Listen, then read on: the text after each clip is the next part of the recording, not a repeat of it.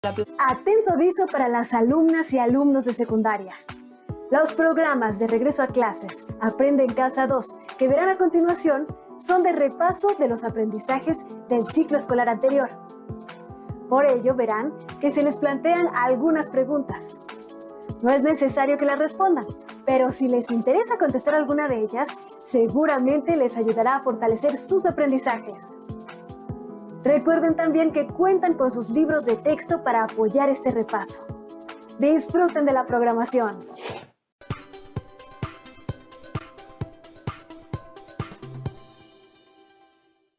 Bienvenidas y bienvenidos estudiantes de la asignatura de Biología de primer grado a la programación de Aprende en Casa.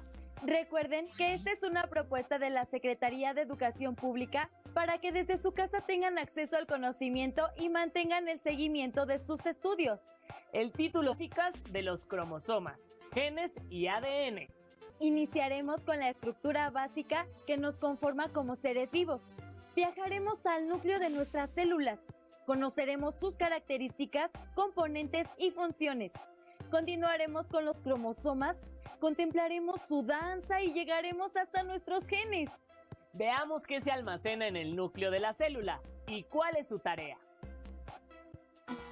Tu cuerpo es una máquina perfecta, diseñada para caminar, correr y saltar, entre muchas otras cosas. Y esto es gracias a las células que lo conforman.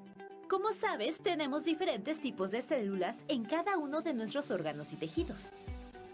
Tenemos células de la sangre, células musculares, células óseas en nuestro organismo. ¿Alguna vez te has preguntado quién dirige el funcionamiento de la célula? En su equipo, Laura es la capitana y dirige a sus compañeras. En la escuela, el director es quien dirige el plantel. Y en la célula, el núcleo dirige todas las actividades celulares. ¿Quieres saber cómo lo hace? El núcleo dicta las órdenes para que la célula funcione adecuadamente. Todas las células tienen un núcleo que las dirige. En las células eucariontes, como las humanas, el núcleo está formado por las siguientes partes: la envoltura o membrana nuclear, el nucleoplasma o jugo nuclear, el nucleolo y la cromatina. Analicemos cada una de estas partes y sus principales funciones. La membrana nuclear protege al núcleo y lo separa del citoplasma. Has de saber que, a diferencia de la célula humana, un organismo procarionte, mejor conocido como bacteria, no tiene membrana nuclear que separe su núcleo del citoplasma. ¡Qué curioso!, ¿verdad? Volviendo a la célula humana, la envoltura nuclear tiene varios poros que permiten el intercambio de sustancias entre el núcleo y el citoplasma. Dado que los poros de la membrana llegan a ocupar hasta el 20% de su superficie, el intercambio es constante. Ahora bien, dentro de la membrana nuclear se encuentra el nucleoplasma, que es el contenido interno del núcleo. Y en el nucleoplasma se encuentra el nucleolo y la cromatina. El nucleolo es muy importante. El ácido desoxirribonucleico. Su nombre puede parecer complicado, pero no lo es, pues también se le conoce como ADN. Detengámonos un poco en él. Su importancia radica en que contiene la información genética de cada célula, es decir, la información de cómo somos cada uno de nosotros. Pero el ácido desoxirribonucleico o ADN hace eso y muchas cosas más. Entre sus funciones dentro del núcleo de la célula destaca la de formar el ácido ribonucleico, llamado también ARN. A este proceso se le conoce como transcripción. Posteriormente, el ácido ribonucleico o ARN sale del núcleo a través de los poros de la membrana nuclear. Llega al citoplasma y colabora en la formación de proteínas. A este proceso se le llama traducción. Cabe resaltar que hay tres tipos de ARN: el mensajero, ARNM, el ribosomal, ARNR, y el de transferencia, ARNT. Y cada uno de ellos interviene en diferentes procesos dentro de la célula. Cuando la célula no está en proceso de división, La cromatina se expande en el nucleoplasma ocupando todo el interior del núcleo. Mientras que, para lograr la división celular, la cromatina se organiza y forma los cromosomas que contienen la información genética. Así, la célula se duplica gracias al trabajo del núcleo. Como has podido ver, cada una de tus células es como una pequeña fábrica que trabaja constantemente. Y todo ese trabajo es dirigido por el núcleo. Entonces, el núcleo es el timonel celular. Y gracias a su incansable trabajo, puedes correr, saltar, moverte, estudiar y hacer todo lo que te gusta. Como vimos, en el núcleo se dictan las órdenes para el funcionamiento de cada uno de los millones de células que conforman nuestro cuerpo y su funcionamiento. Dentro de las estructuras que contiene el núcleo, destaca la cromatina, que puede encontrarse dispersa o formando los cromosomas cuando la célula se divide. ¿Cuándo ocurre la división celular? ¿Cuál es su importancia? ¿Cómo participan los cromosomas durante este proceso? Los invitamos a ver el siguiente audiovisual, que se centra en las características básicas de los cromosomas. El crecimiento de nuestro cuerpo y el de todos los seres vivos es posible gracias a la reproducción celular. Pero, ¿sabes cómo se reproducen las células? Vamos a investigarlo. Para lograr tu crecimiento y el de todos los seres vivos, las células se dividen constantemente regenerando los tejidos necesarios para el desarrollo. Para dividirse, la célula pasa por 3 momentos: la interfase, la mitosis y la citocinesis. En la interfase, el ADN se duplica preparando a la célula para dividirse. Este ADN se encuentra acompañado de proteínas y forma la cromatina.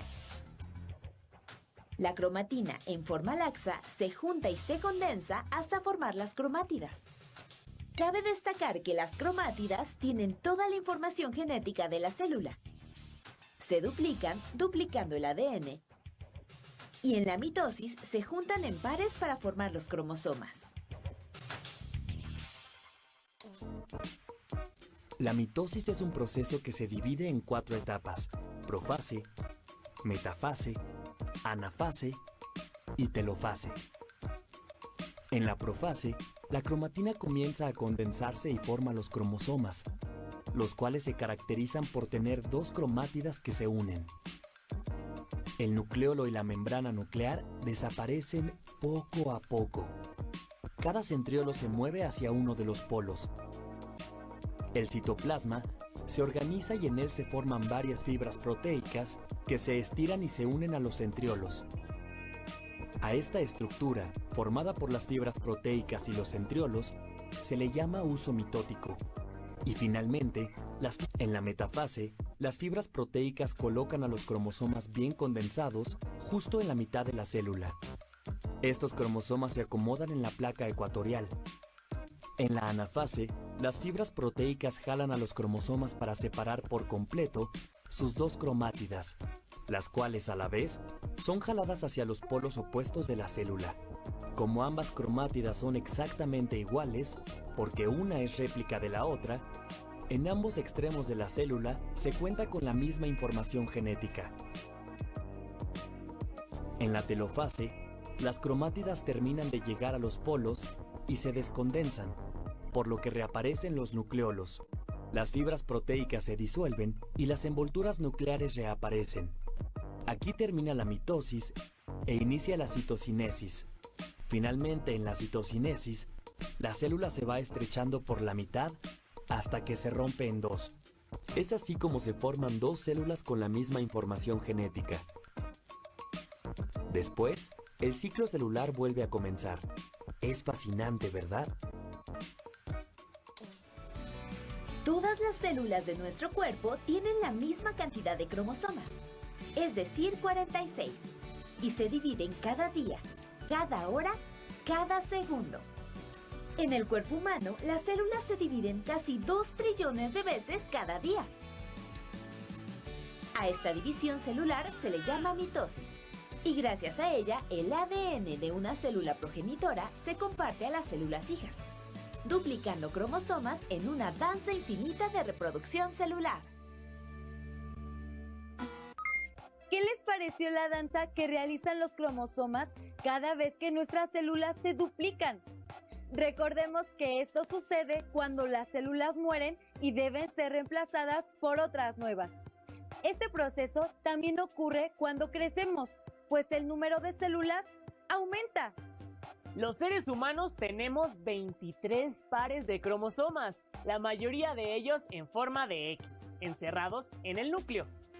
Los cromosomas son los portadores del ADN, molécula que contiene nuestro código genético. ¿Qué hace la comunidad científica para conocer el genoma de nuestra especie? ¿Para qué puede servir conocer el ADN de las personas? Vamos a verlo. El ADN o ácido desoxirribonucleico es una molécula que conforma el material genético. En este ácido se encuentran todas las características hereditarias de los individuos y la información necesaria para fabricar las proteínas requeridas en el funcionamiento de las células. Pero, ¿realmente para qué nos sirve conocer el ADN de una persona? Antes de responder a la pregunta planteada, primero recordemos que la humanidad no cesa en su curiosidad por conocer y entender qué es la vida. Con esta consigna, un grupo de investigadores en Estados Unidos iniciaron el Proyecto Genoma Humano, que consistía en desarrollar métodos y técnicas bioquímicas para entender el ADN, lo que ahora conocemos como secuenciación. Poco después, dada la magnitud e implicaciones de este proyecto, se creó el Consorcio Público Internacional, con más de 1,000 investigadores en más de 16 universidades e institutos de países como Estados Unidos, Gran Bretaña, Francia, Alemania, Japón y China, entre otros. Aunque también por su lado, el Dr. Craig Venter fundó Celera Genomics, una compañía privada cuyo objetivo era secuenciar el genoma humano mediante una técnica automatizada. De esta manera comenzó la carrera por secuenciar el genoma humano. Pero, ¿cuáles son los usos de la secuenciación del ADN? Gracias a la secuenciación, ahora es posible determinar el orden de los nucleótidos de una molécula de ADN. Y eso ha ayudado a comprender mejor cómo se relacionan los cambios de ciertas secuencias de genes con algunas enfermedades y cómo podrían ser regulados con nuevos medicamentos. Con tipos de leucemia. También sabemos que solo unos fragmentos de ADN entre genes presentan una gran variabilidad y por eso sirven de marcadores, lo que da la pauta para determinar que la secuencia sea única para cada ser humano, como una huella digital. Por esta razón, la secuencia de genes puede ayudar, por ejemplo, en la medicina forense para determinar la identidad de algún sospechoso o víctima. Cabe resaltar que el ADN que se secuencia puede ser tomado de fuentes como la sangre, el semen, el pelo, la piel y la saliva. Sin embargo, como el material que se extrae no es mucho, se hace necesaria su amplificación mediante técnicas como PCR. Siglas en inglés de reacción en cadena de la polimerasa. La PCR permite tener muchas copias de la secuencia de ADN gracias a la acción de una enzima llamada ADN polimerasa, que replica las hebras de la muestra de ADN. Esta técnica también se utiliza en muchas áreas de la biología y la medicina, como la investigación en biología molecular, el diagnóstico médico Y biológicos desarrollados por un grupo de científicos de todo el mundo. Y gracias a sus descubrimientos, fue posible desarrollar el procedimiento conocido como PCR, el cual, a partir de una mínima muestra de sangre o saliva, puede replicar la cadena de ADN. Conocer el ADN nos permite saber más sobre la herencia, las enfermedades, la identidad y el parentesco. Además, tiene varias aplicaciones científicas. Qué interesante ver que a lo largo de la doble hélice de ADN, los genes se encuentran ensartados, como perlas brillantes en un hilo. También es apasionante saber que el rápido avance de la tecnología y el intenso esfuerzo de la comunidad científica ofrecen la promesa de revolucionar los tratamientos médicos, crear nuevas terapias y curar enfermedades que en otros tiempos eran incurables. La secuencia de genes ha permitido leer el código de la vida, saber más acerca de la herencia biológica y conocernos más. Por ejemplo, saber que la diferencia entre un virus, un pez, un insecto, un ratón y un ser humano está en la secuencia de genes. ¿Cuál de todos los seres vivos creen que tiene más genes en su organismo? Escuchemos lo que dice el doctor Lascano. El color de ojos, el tipo de cabello, la apariencia física es producto de nuestra genética. Los genes, también conocidos como instrucciones, determinan todos los aspectos de un organismo. Pero ¿cuántos genes componen al ser humano? En la época, y estamos hablando de hace 15 años más o menos, todo el mundo pensaba que tendríamos unos 100,000 genes los humanos. Y entonces era un poco la extrapolación de un gen, una proteína, un gen, un rasgo de los seres vivos, un gen inteligencia, un gen rodilla, un gen preferencia sexual, esta cosa tan reduccionista, hasta que nos dimos cuenta que tenemos menos genes que algunos reptiles y que lo que hay es una edición de genes. Pero el cálculo que la mayoría de los científicos aceptaría es que tenemos unos 20,000 genes. Estos genes conforman el ADN o ácido desoxirribonucleico, que es la molécula informativa de la vida. Las moléculas del ADN están conformadas por 2 hélices torcidas y emparejadas. Cada hélice está compuesta por 4 unidades químicas denominadas bases nucleótidas: adenina, timina, guanina, citosina. El genoma humano contiene aproximadamente 3 millones de estos pares de bases, que se encuentran en los 23 pares de cromosomas dentro del núcleo de todas las células, que a su vez se pueden secuenciar. Pero hay un rejuego. Piense, por ejemplo, en la palabra hipótesis. Una tesis puede ser una tesis, digamos, de un estudiante de licenciatura, plagiada o puede ser una hipótesis, le agrego el prefijo hipo, y entonces se convierte en una propuesta teórica sobre algo que puede ser. El lenguaje está lleno de eso, y la expresión de los genes funciona como una especie de lenguaje en ese sentido.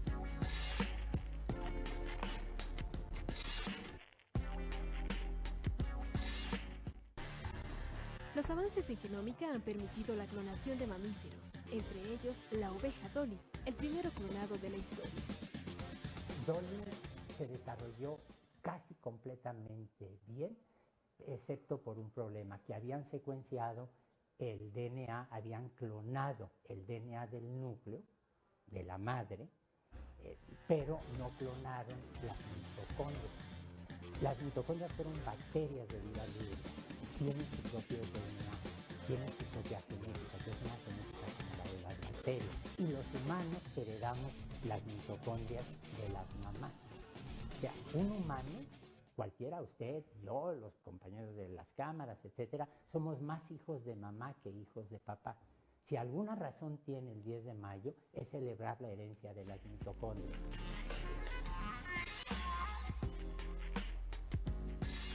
La gente ha querido clonar humanos desde hace décadas. Ha querido hacer experimentos al respecto extraordinarios. Por ejemplo, hubo un científico soviético que quiso clonar células humanas, femeninas, en chimpancés. Y esto en la época de Stalin, que cuando finalmente dijeron, bueno, este experimento no está prosperando, lo suspendieron. Y yo he conocido gente con educación universitaria y demás, que por ejemplo para resolver problemas de próstata o de diabetes o qué sé yo, buscan trasplantes de tejidos de cerdo. Yo creo que allí más vale mantenerse a distancia.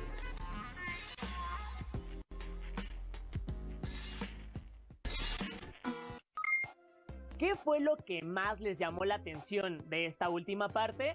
Fue muy interesante saber que tenemos menos genes que algunos reptiles. Para conocer más sobre este apasionante tema, les recomendamos la lectura del libro de Horacio García Fernández, La cacería del genoma humano. Hemos llegado al final de este asombroso programa. Los invitamos a que nos acompañen en nuestra siguiente sesión de Aprende en Casa. ¡Hasta pronto!